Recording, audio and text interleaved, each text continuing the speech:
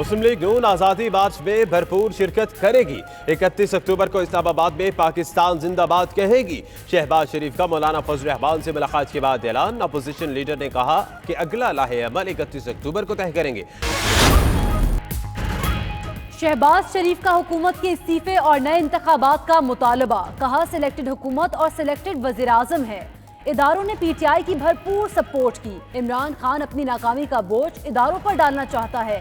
नून league मईशत को 6 माह में बहाल कर सकती है। हादसात होते हैं अगर मुज़ाकरात के दरवाजे बंद हो जाएं। शेख रशीद कहते हैं फजल रहमान बातचीत की राह अपनाएं। शौकत यूसुफ से बोले धांधली हुई है तो हल्का बताएं ताकि उसे खुलवाएं। वो 15,000 बंदे इकट्ठे नहीं कर सकते, 15 लाख ना सुनाएं। धरने वालों को catering, tent service, hotel, generator, sound system समेत कोई सहूलत ना दी जाए। इस्लामाबाद पुलिस ने हिदायतनामा जारी कर दिया।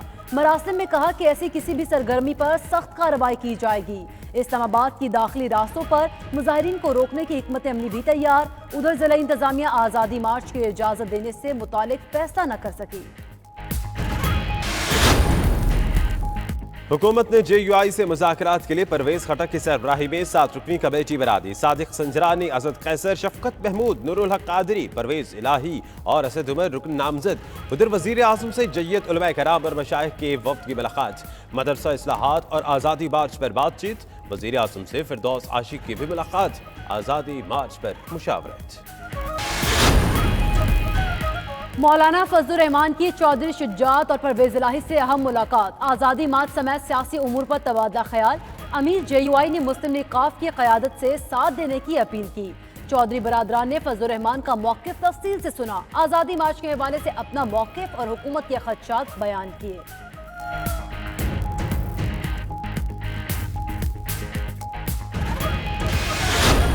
पिंडाल में पार्टी परचमों की बहार। जलसे में बड़ी तादाद में कारकुनों की शिरकत। शुरका से कई रहनुमाओं का खिताब। बिलावल भुट्टो जरदारी भी जलसे से खिताब करेंगे।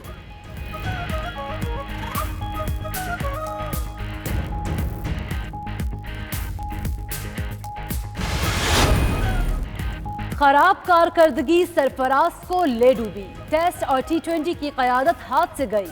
अजहर अली टेस्ट और बाबर आजम T20 टीम के कप्तान मुकर्रर। Babar Azam T20 world cup 2020 तक कप्तान होंगे। जराये के मुताबिक MD वसीम खान ने सरफराज अहमद को कप्तानी छोड़ने का कहा। सरफराज ने जवाब दिया, वो कप्तानी छोड़ नहीं रहे, आपने हटाने हैं तो हटा दें। सरफराज को ड्रॉप करना मुश्किल फैसला था। चेयरमैन PCB एहसान मानी का कहना है उम्मीद है नए कप्तान टीम को बुलंदियों तक पहुंचाएंगे। अजहर अली बोले सरफराज अहमद बेहतरीन काम कर रहे थे, कप्तान की तब्दीली PCB का फैसला है। मिसबाह हक के साथ काफी अरसे तक क्रिकेट खेली, उनके साथ अच्छी केमिस्ट्री है।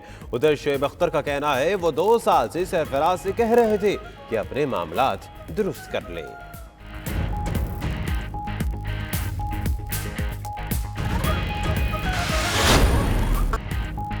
बरतानिया का शाही जोड़ा हसीन यादें लेकर पाकिस्तान से वतन वापस रवाना।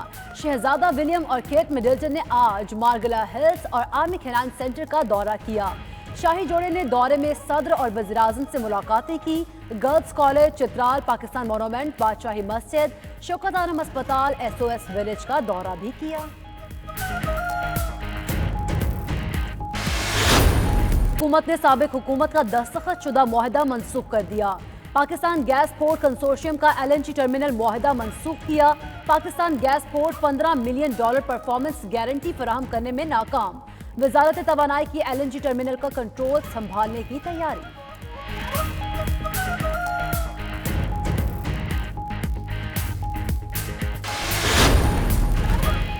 9 साल गुजर गए, पाक ईरान गैस पाइपलाइन मंसूबा आगे नहीं बढ़ सका। बाबर आवान ने दावा किया है कि अब पाकिस्तान ईरान गैस पाइपलाइन जल्द खुल जाएगी।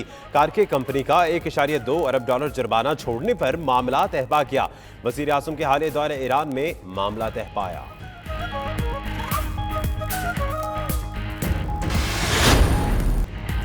हजरत दाता गंज बख्श अली हजवेरी रहमतुल्लाह अलैह का 976वां उर्स 3 रोज़ा तकरीबात का आगाज रस्म चादरपोशी अदा की गई।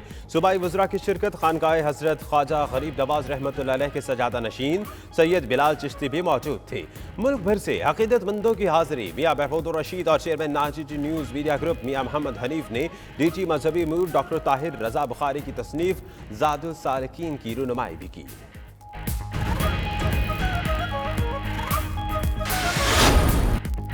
घनघोर घटाएं और ठंडी हवाएं। लाहौर, गुजरावाला, ओकाड़ा समेत पंजाब के कई इलाकों में बादल बरसे।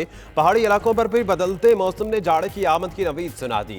कालाम, देर, बाला कुमरार, लवारी चौप और दीगर मकामात पर बर्फबारी। पहाड़ों ने सफेद चादर ओढ़ ली।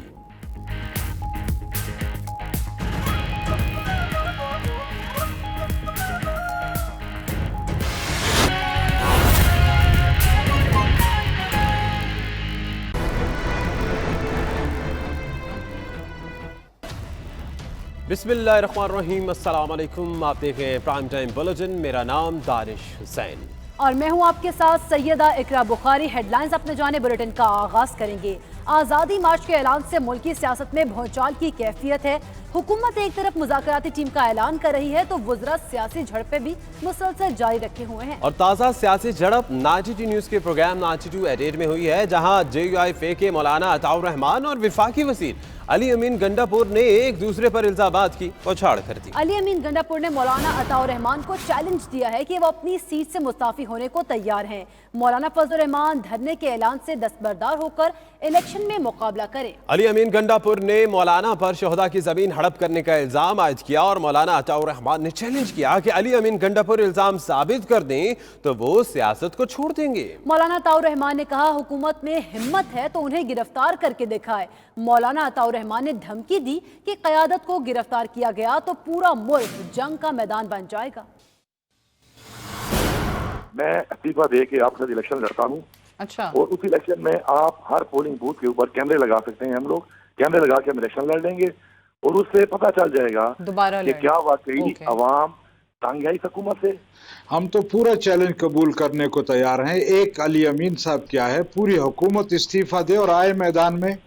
हम तो पूरा चैलेंज कबूल करने को तैयार हैं। और ये हमें चैलेंज क्यों दे रहे हैं? इस्तीफा दे, मैदान में आए। एहतजाज से आप डरते हैं।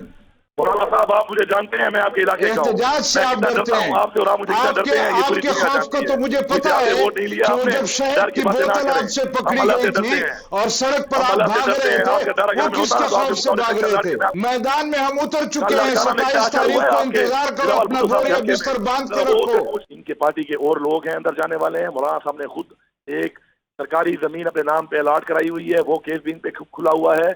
इनको पता चल चुका है कि ये गरीब जेल में होंगे। अब इनको समझ नहीं आ रही, ये चाहते हैं कि इनको NRO मिल जाए। हम NRO नहीं देंगे। हाँ, अल्लाह ताला को मैं आपको चैलेंज करता हूँ, जरूरत है तो पकड़ के दिखाओ। शहीदों की जमीन में से 1200 कनाल जमीन इंतकाल नहीं ली। छोड़ो इस बात को, अगर जरूरत है तो पकड़ के दिखाओ। तो इस प्रोग्राम का कुछ हिस्सा आपने सुना और इसी पर बात करने के लिए senior anchor person Sadia Afzal हमारे साथ ही मौजूद है। सादिया, कहिएगा, इस बहस का आगाज कहाँ से शुरू हुआ, कहाँ इख्तिताम हुआ, किसने किसका चैलेंज कबूल किया? फिर आज बिल्कुल चैलेंजेस से भरपूर ये प्रोग्राम था। एक तो आपने चैलेंज बता दिया कि अली अमीन गंडापुर साहब ने कहा कि भाई मैं इस्तीफा देता हूँ मौलाना फजलुर रहमान को, क्योंकि उनके आबाई हल्के में इन्होंने हराया है। तो इन्होंने कहा कि मौलाना साहब से कहें कि आप धरना मौखर करें दोबारा इलेक्शन लड़ने में मेरे मद्दे मुकाबिल। तो मौलाना अताउर रहमान का जवाब आपने सुन लिया। उन्होंने कहा कि भाई आप क्यों पूरी PTI की हुकूमत मुस्ताफी हो और दोबारा इलेक्शन कराएं, यानी कि जो उनका धरने का मुतालबा भी है कि साफ और शफाफ इंतखाबात दोबारा से मुल्क के अंदर कराए जाएं। फिर दूसरा चैलेंज ये था कि एक आपको याद होगा 2008 से एक चीज चल रही है कि जो कुछ सरकारी जमीन थी वो अलॉट कराई गई थी मौलाना फजलुर रहमान साहब को और इनके कुछ रफका को। तो अली अमीन गंडापुर साहब ने उसका जिक्र किया। उन्होंने कहा कि भाई आपने सरकारी जमीन अलॉट की है। तो मौलाना अताउर रहमान कहने लगे कि अगर मेरे पे 4 इंच की भी जमीन अलॉट कराने का केस साबित हो जाता है तो मैं सियासत छोड़ दूंगा। और इसके जवाब में अली अमीन गंडापुर ने कहा कि अगर ये साबित ना हो सका तो मुझे आप सरेआम फांसी पे लटका दें। बड़ा इंटरेस्टिंग और आज बड़े दावों और चैलेंजेस से भरपूर ये प्रोग्राम था। लेकिन सबसे बड़ी चीज ये है कि मौलाना साहब जो हैं वो अब रुकने को तैयार नहीं है। अगर अली अमीन गंडापुर की ये बात, क्योंकि उन्होंने उन्हें हराया और मौलाना फजल रहमान साहब को एक और मौका, एक और चांस फराहम करने की वो बात कर रहे हैं कि भाई तुम पानी का पानी हो जाएगा, आप दोबारा से इलेक्शन लड़ लें, मेरा इस्तीफा आपको चाहिए, मैं इस्तीफा देता हूँ, आपका भाई हल्का है तो आपको डर किस चीज का है। तो मौलाना अताउर रहमान क्योंकि उनके छोटे भाई हैं, तो पहले तो उन्होंने कहा कि भाई मैं इलेक्शन लड़ता हूँ, मौलाना फजल रहमान को रहने दें। फिर उन्होंने कहा कि हमारा कोई भी कारकुन जो है वो आपके मद्दे मुकाबले इलेक्शन लड़ लेगा। फिर बात आई कि अली अमीन गंडापुर साहब आप इंतजार किस चीज का कर रहे हैं, अभी इस्तीफा दें। तो उन्होंने कहा कि मंगल को मैं इस्तीफा दे दूंगा क्योंकि पीर को मैं इस्लामाबाद में दूंगा नहीं। तो ये जहाँ तक ऑफर की अली अमीन गंडापुर साहब ने कहा कि मैं आपके प्रोग्राम में आ जाता हूँ। मैंने कहा ट्यूसडे को मेरा प्रोग्राम नहीं होता, लेकिन मैं अपने इदारे से दरख्वास्त करूंगी कि एक स्पेशल स्लॉट हमें दे दें और आप दोनों आ जाए मेरे पास इस्लामाबाद स्टूडियो। अली अमीन गंडापुर तो मान गए, उन्होंने कहा मैं सारे शवाहिद सबूत इनके खिलाफ जमीन के अलॉटमेंट के लेकर आऊंगा और अपना इस्तीफा भी लेकर आऊंगा। तो जब मैंने मौलाना साहब से पूछा कि आप भी मंगल को आ जाएं और ये अपना इस्तीफा लेकर आ रहे हैं, तो मौलाना साहब ने कहा मंगल तक बहुत देर हो जाएगी। तो ये अगर आप आज चलिए फिर साथिया, आप देखना ये कि चैलेंज के इस गेम में जीतता कौन है इस खेल में। बहुत शुक्रिया आपका साथी अफजाल।